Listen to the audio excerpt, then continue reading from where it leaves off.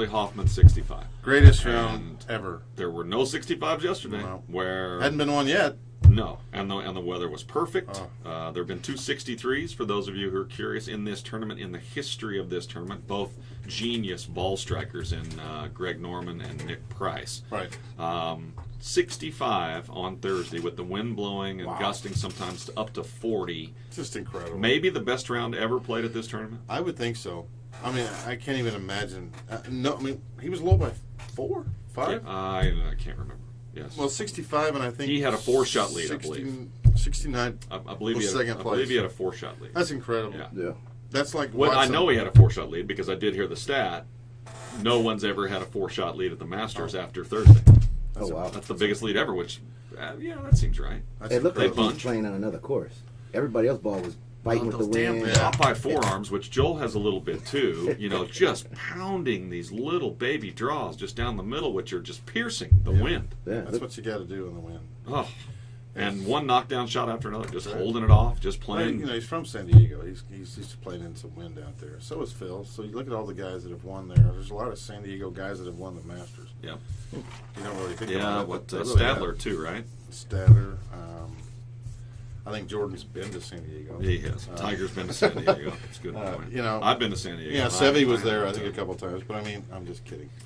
Yeah, I was in San Diego for a while during some early training, but being new here to the North Dallas, Texas wind, no, it's not the same. No. You guys learn how to play in this wind down here. It's and like really hurricane level. And Trevino said this because he grew up right in West Texas, as you did, Here did, too, and he said, if you can play good golf here, you can play good golf anywhere. It's exactly sand-based ground, so many loose lies that aren't firm, wind blowing all over the place. This is a really hard place to play golf. So if you're a beginner and you learn your golf in Texas, just remember, you can go to Kansas City in the summertime and get yourself some bluegrass and lies that you're gonna love, and it's a little easier than it is here. Well, Nicholas moved to Florida for that reason. Is that right? Yeah, he moved from Ohio, and here I am dropping names again. I know, but he said that to me. He said that's the reason why I moved to Florida, so I could learn to play, and so I could win the British Open. To play on Bermuda or the wind, No, or what the wind. specifically? Specifically the wind. And but Trevino, grew up here, playing golf around here, watching Hogan and stuff like that, and going to El Paso and learning all that. It can blow so hard, but it's a matter of. I think Hogan said it best. If you can control the height of your ball, nothing else matters. Nothing else matters, because if you can control the height, you're controlling where it's going anyway. And that's what you're going to see when the wind's howling at the Augusta and stuff. The guy that's hitting it most solid, obviously Charlie hit it most solid that day. The only guy that it seems to me that's towards the top and that is at the top is Rose, that I didn't notice him gliding the ball down all that much. He just hits it so pure. It's unbelievable. He just takes stock whatever and hits it. Yep. Yeah. I mean, Watson's the only one I know that he can hit it low. Yeah. Obviously, Tom Watson. He's Tom Watson. British Open. He can hit anything, but he also hit it higher, just real solid. And so I don't know. I think you got to flight it down. You got to be a little careful in trees like that, because if you flight it down and it doesn't catch a gust, then you're like 40 yards over the green and you're in azaleas and somebody else's, pine straw, and then you're making big numbers, and that's pretty much what you got to avoid. If you missed CBS's Saturday morning Legends of Magnolia, it was a 30-minute lead into Saturday's round.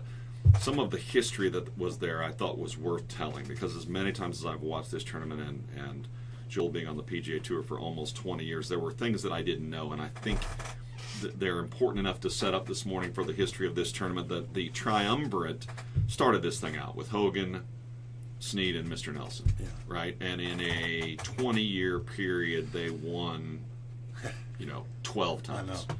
And they were in the top 5 virtually every time. So they put this thing really on the map. All those guys who were basically caddies, right? I mean, Mr. Nelson decided he wanted to get around golf, and the only way you got around golf in the 40s and the 50s was grab a bag, right? And run a loop. Yeah, Kim and Hogan both. Yeah. Garden, right here in Fort Worth. Amazing stuff. And Mr. Nelson, for those of you who don't remember, let's recap. 1945, he won 18 tournaments. 11 in a row. Never be done again. I got a chance to sit with him a couple of times for a long time, where I made people mad because I just was so enthralled with talking to him. And asking him, how do you win 18 tournaments in a year and 11 in a row, and basically the next year quit at the height of your skills? And it was simple. We wanted that ranch. I got it. And in near Waxahachie, we wanted that ranch. Made enough money, could afford the ranch.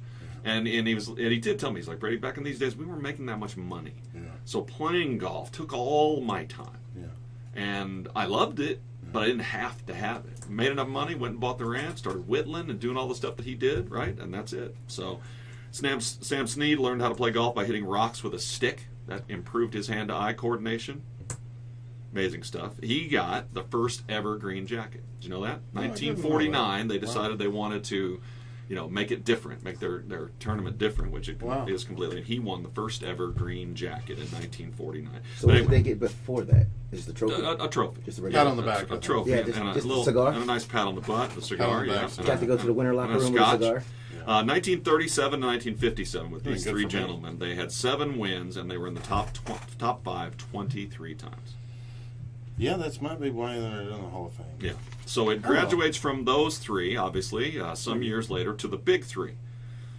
TV started in 1956, and they had a television star in their midst when they turned on the television. Arnold Palmer, as Gary Player said yesterday, fell out of bed with charisma. That's right. No doubt about it.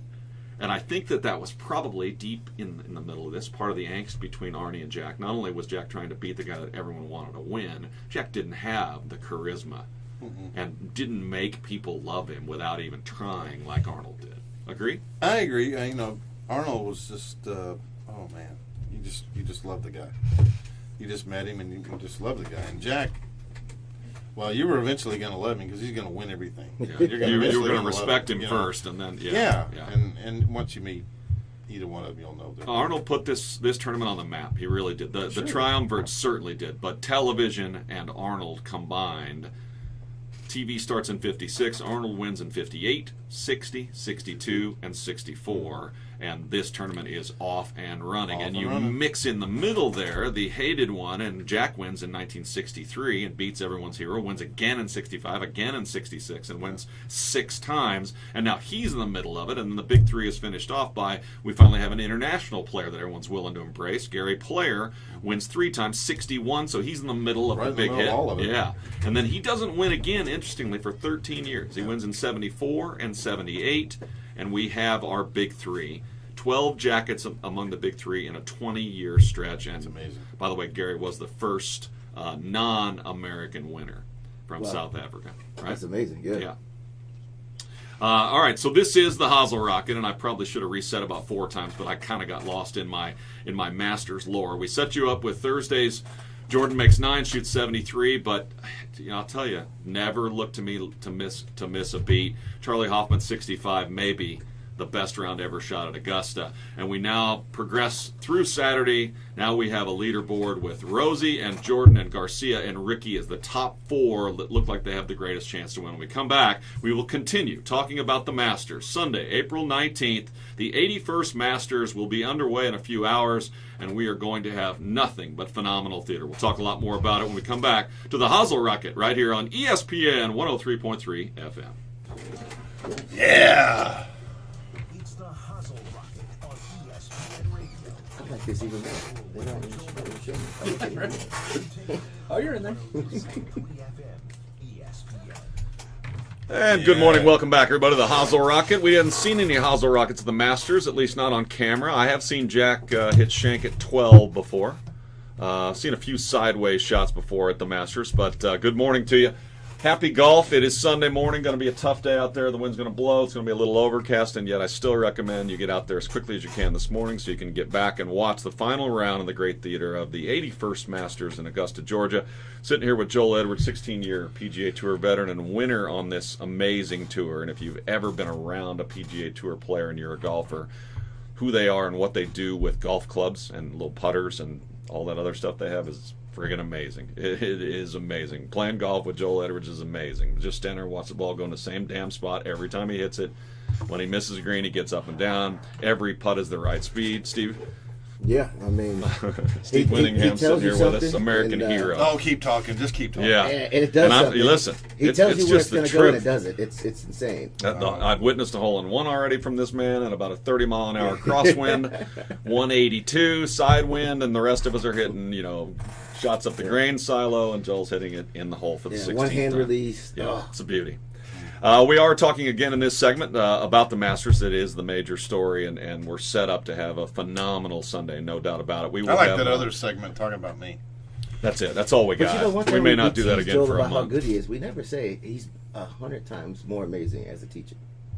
And that's right. To go out and work with See, Joe I like at this. Las Colinas, to go I like work with this. Joe at Las Colinas and see some of us that show up, and many of my golfers, with the swing that you think you have, and to see the magic and the magician that he can do. with Well, it and how quickly is- he can do it. Yeah. It's Because I've pretty taken lessons from a unbelievable. lot of guys in this town that I like, a lot of them. Mark Maness, one of my favorites. But Joel will say, just this. Yep. I'll be like, oh, yeah, just that. And then all of a sudden, I'm like, oh, it was just that. Yeah. So that I like that him, part's the amazing. swing whisperer. Yeah. So, by the way, if you're taking lessons from Joel and you're in lesson number 12, he hasn't told you just this yet.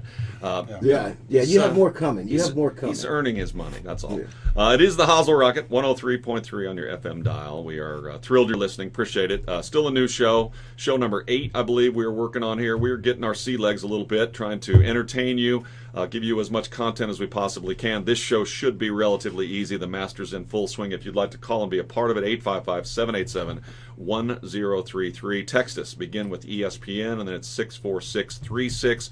Take all of those we can get. Steve Winningham sitting here with us, and he will be sitting here a lot. We want to do all we can do to support the Salute Military Golf Association and all that Steve is involved in. In the next segment, we will talk a little bit about the Chris Kyle Memorial Tournament coming up. By the way, it's May 5th at Mira Vista Golf Club in Fort Worth, and you can go to chriskylememorialbenefit.com. More on that a little bit, but the Masters for now. As we are set up, Jordan shoots 68 on Saturday. And to hear him tell it basically went exactly like he thought it was going to. I'm trying to get 2 on each side, put myself in a good position. A 3-putt on 16 is disappointing, but from 45 feet up that hill, it happens. Sure. Justin Rose basically strikes it perfect every time he looks at it, so he shoots 67. And Sergio, who I think many of us are rooting for sentimentally, hasn't won a major yet, all of those things. Ricky hasn't won a major yet, all of those things, but I sort of half expected Sergio to tank somewhere along the way. And he didn't. He putted beautifully. He hit chip shots when he needed to hit chip shots. He can hit that driver. It's almost Norman-esque, although it shapes the other direction, that he just hits one bullet after another a long damn ways down the fairway. Yeah. And he's a part of this story, and it will not shock me, will it, any of you, if Sergio Garcia, this is one of those courses, right? Crenshaw for Harvey, Phil and his wife had just gone through the breast cancer thing, and then you can tell so many of these stories through the years where divine intervention. It's almost like a karma. Yes. Because like you said at the beginning, we've seen him so many times not do good on Sunday. Yeah. So you're kind of expecting it. But yet, there's that Sevi, the movie just came out, which was amazing. Well, by the way, his 60th birthday is today. Exactly. So you feel this karma building for Sergio. Yes. So it'd be nice to see if it plays out. I would agree. Any of you who are rooting for Sergio, or the Spaniards in our audience certainly rooting for Sergio, there's some great history here. Sevi won twice. Jose Maria Olazabal, who could just glass-cut irons from anywhere, won twice. And Sergio has all those abilities. Joel, I got one. Go ahead. Did you ever feel the karma on a tournament you won on Sunday? Like, you just felt like there was something different. Michael Jordan. You think that was going to happen in Canada for you? Yeah. No. Michael Jordan talked about the basketball being huge. You said it this morning about Stackhouse shooting. Did you ever do that? I've had rounds. You wake up, No, never. I've had rounds like that where the hole looks like a wash tub and you're putting with a marble. But I've also had a lot of rounds where the hole looked like a marble. Hole looked like a marble. With a wash tub. Basketball. Yeah. So. But you had to feel. Oh, absolutely. Everything was coming together for you. Yeah, sure. Oh yeah, you get to the golf course and everything's just kind of wow. What sure, it happens, but no, that particular week, no. It was actually one day I'll tell the whole story behind it, but it was that Sunday I was puking nervous. The only thing I could eat was apples. So I was smoking cigarettes and drinking Dr. Pepper and eating apples. That's the only thing I could keep down. And then I ate something afterwards. So no, I didn't feel any. But I mean, I knew I was swinging good. But I'll tell you what's really weird is like serendipity or something, feeling, you know. No, I didn't feel that until it was over. Then I felt. And if you're listening, you're saying, wait a minute, he won the Canadian Open by 7 shots, Yeah. and yet he didn't play in the Masters. How the hell did that happen? Well. That's a whole nother story. Yeah. It's a sucky story, but it's a whole nother story that we are not going to do today. We'll do it another time. Maybe we'll do that next week. Maybe we'll follow up the Masters with Why I didn't get in the how you Masters. got S out of the Masters. Yes, Yeah, well, I think people are curious about I that. am. As we sit here on Sunday morning, popular sentiment seems to be that Justin Rose, Jordan Spieth, Sergio Garcia, or Ricky Fowler are going to win this golf tournament, and a lot of that has to do with the math of it. Okay, if Rory's going to come back from even, or Rahm, who have the game to come back from even and win, they're going to have to shoot 63. It's only been done twice. Right. Norman and Price. Not on Sunday, Two though, of I the don't most think. perfect ball strikers ever, and not on Sunday. So Good your point. chances are reducing. Chances are reduced. Now we have seen pin setups already. We know where the pins are going to be. Joel's looked at this and said there's one birdie flag on the front 9. They are forcing you, as they have done for quite some time, but especially in the last 4 or 5 years, it seems, to win this golf tournament at 14, 15, 16, 17, and 18, right? Survive 10, 11, and 12, and then throw caution to the wind as best you can, depending on lie and And circumstance. they're typical pin placements for Sunday there, but if you know on TV it doesn't do it justice, but you can see all these are tucked. All these pins are tucked On the in front 9 corners. especially, Oh, yes. they're just tucked in corners, and I'm looking at 9. It's right on that slope where everybody kind of lands it, and so it's coming all the way back. But you know, 11's back left, 12 is back right, like it's always been. But 13, 14, 15, 16, 17, 18 are all basically the same what they've always been, and they're just begging you to hit it at it. So And are make- any of those pin locations, like I've seen you do a million times, where you decide, and people see it on TV, you shoot 20 yards to the right of Sure. the green and use the slope? Are any of those pin 11. locations The feeders. The feeders. Will we get to see that today if Yeah. they hit the right shot? 11, you're going to see it on 13. You'll see, you know, on the par 5, they'll go for it long, not spin it, roll it back to the right. Certainly 16. 16, 14, you're going to see that pin. I'm kind of looking at that one going, you hit that right of that pin, that's down in that hole down there, right, 60 feet right of that hole. You hit it left of it, that's where you want to be long on that hole, believe it or not. Right. And 15, you're going to see it. That's an interesting pin there, but you're going long and right there. You can put that ball in the water.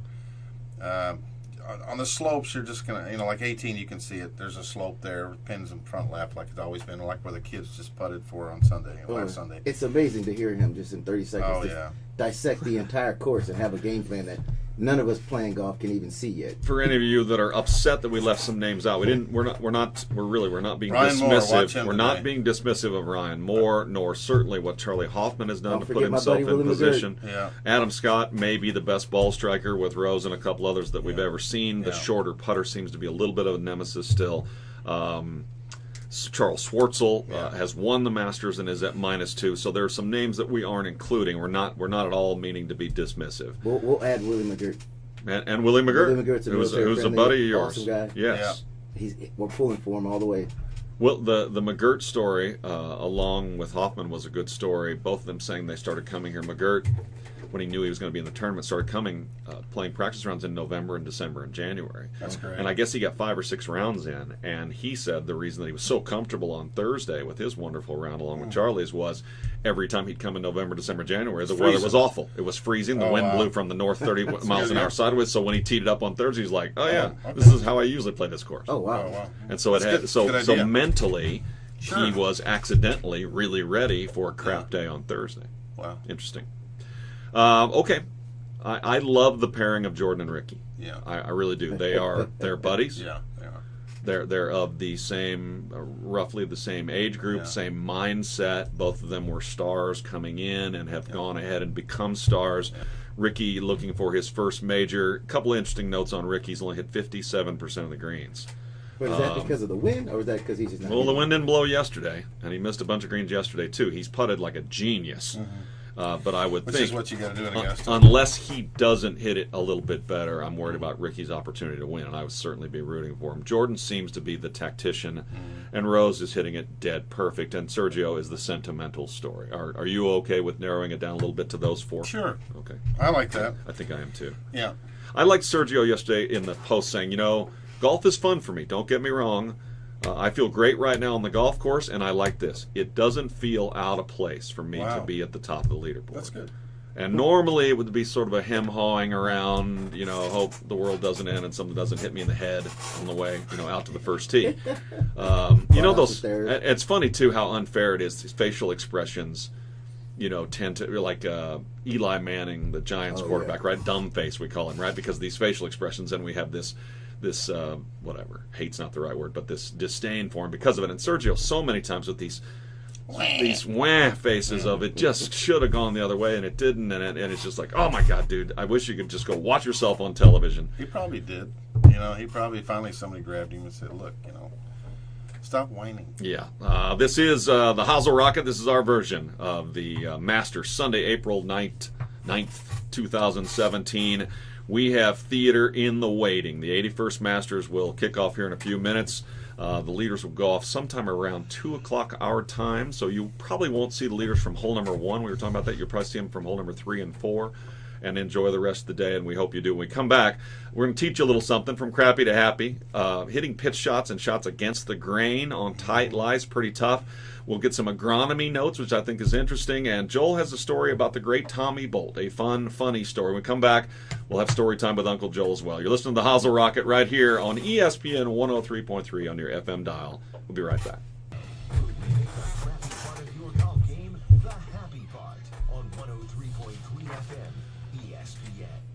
And welcome back, everybody. It is the Hozel Rocket, your Sunday morning golf show, Sunday, April 9th, 2017. It is Masters Sunday, and you're listening to us right here on ESPN Radio 103.3 on your FM dial. Call us. This is the final segment. We're going to give a few tips, 855-787-1033. Texting is always welcome. Begin with ESPN, and then 64636. Keeping up with the show at all times, Facebook and Twitter at the Hozel Rocket. Saad Yusuf helping us out here today in the booth this morning. Good morning, buddy. Thank you for being here. Steve Winningham also sitting here with us. American serviceman, special operations, wounded, etc., etc. Bullet in his hip, bullet in his back, and can still shoot 75 with 6 birdies as he did yesterday. Good morning, Stevie. Thank you for being here. Thank you for always having me. And Joel Edwards, 16-year PGA Tour veteran and winner on the tour, yet did not play in the Masters. How is that possible? That's a story. Sorry, I'm not trying to stick that in your it's okay. I in your survived. ribs. Okay. And Masters Sunday it is, but let's get to from crappy to happy. First of all, let's do some tips first before we have you tell your Tommy Bolt story. Ricky had an into-the-grain, sloppy lie left of, was it 3, Joel, or 4 yesterday? I think it was 3. Short hole, short par 4. We all kind of wondered why he's hitting driver there, trying to get himself. For you guys, first of all, for you guys, is the difference between 80 and 90 and 30 and 40 that much better? Faldo kept saying it's hard to spin the ball from 30 or 40 yards, meaning, and he was inferring, why aren't they just back there hitting, 56 from 90 yards where they can spin it to that top right flag?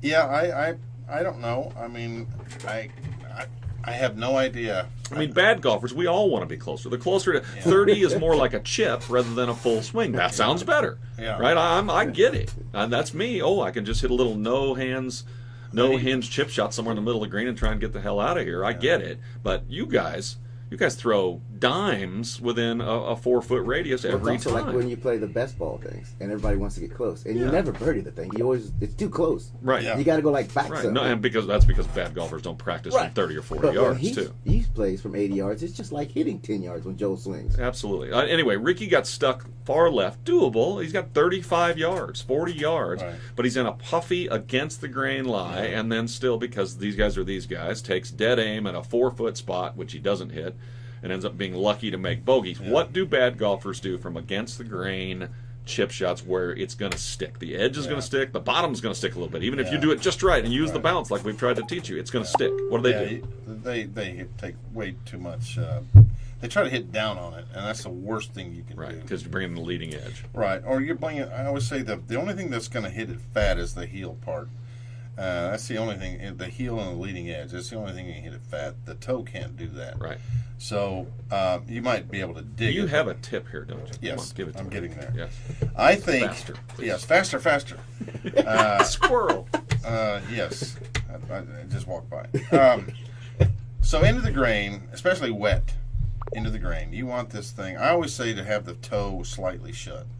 Okay. Just slightly shut. I don't mean hooded. I don't mean like deal off the club. I mean shut the toe a little bit.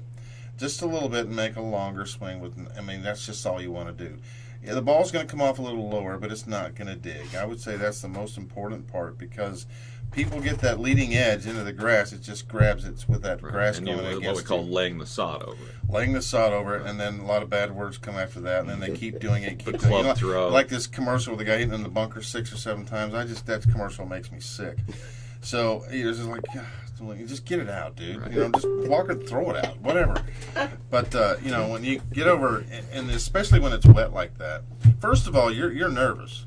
You know, they can say, Ricky, you know, no, he just hit a bad swing. No, he's puking a little bit, trust me. Because he knows he just hit it in the wrong spot. He knows it. Well, if he knows it, why didn't he hit it 45 feet left? He wasn't trying that. So, you know, it's like, ooh, I missed it. So I gotta save face and hit a good shot here.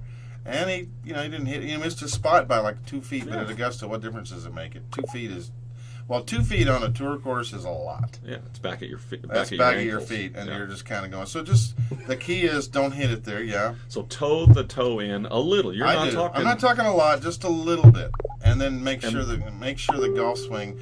I think it's going to use the bounce a little more on the golf club. Because I think you basically said to me, sort of dismissively, because you're this good, turn that toe in a little bit, you won't hit it fat. I'm like, oh, that's true. Great news. It's well, very I think true. he's also forgetting one of his biggest tips that I've heard him tell everybody a million times is be on your left leg or lean. Yeah, absolutely. Lean on your left With leg. any Most chip of us shot. bad golfers will start getting on your right leg. There's no way transferring a chip shot.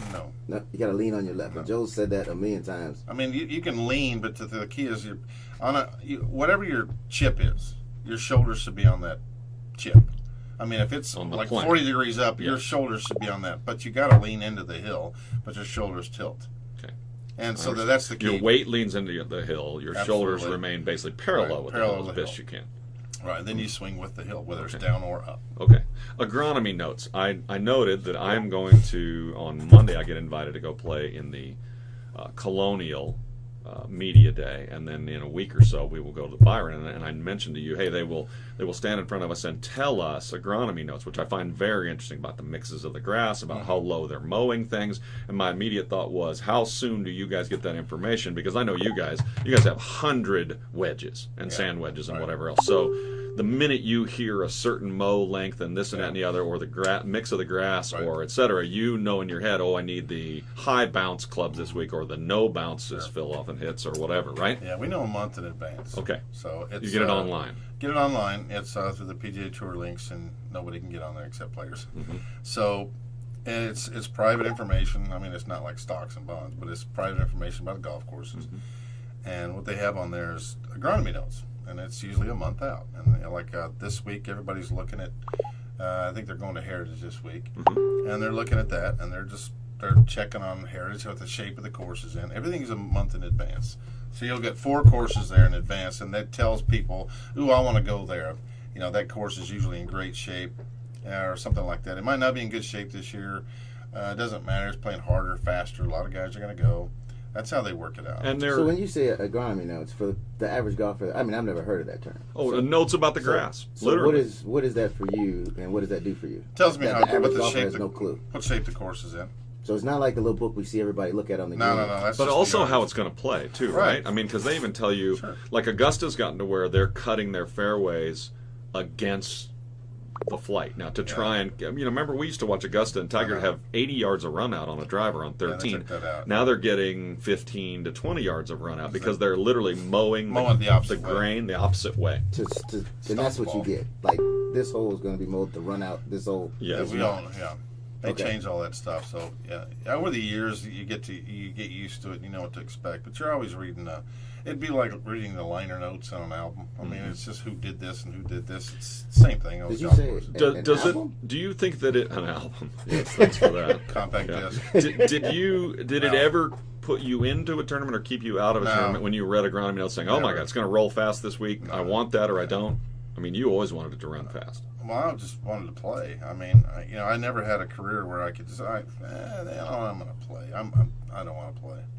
What's your story? Give me a story. Story time with Tommy Uncle Joel. Bolt. Tommy Bolt. This if you is don't a know true Tommy story. Bolt, look it up. I went to a tournament in Kansas City. Mr. Sneed was there, and I don't remember what, because it wasn't I'm not even sure it was a PGA tournament, but it was some sort of tournament. There were a lot of big names, and I watched Tommy Bolt snap a putter on about the 4th hole against a beautiful oak tree in Kansas City and putt with his wedge for the rest of the round. I heard And he had a bit of a temper, yeah, right? very special. What else about Tommy Bolt? Well, at the Masters one year, this is a true story, and Olin Brown told me this story. So Olin Brown is on the Champions Tour, won the senior. He won Senior the Open. Byron Nelson some years He back. won the Colonial. He's Mhm. won a lot of tournaments, and he's quite the funny guy. We need to have him on the show. He's a great guy, and he's almost as funny as me.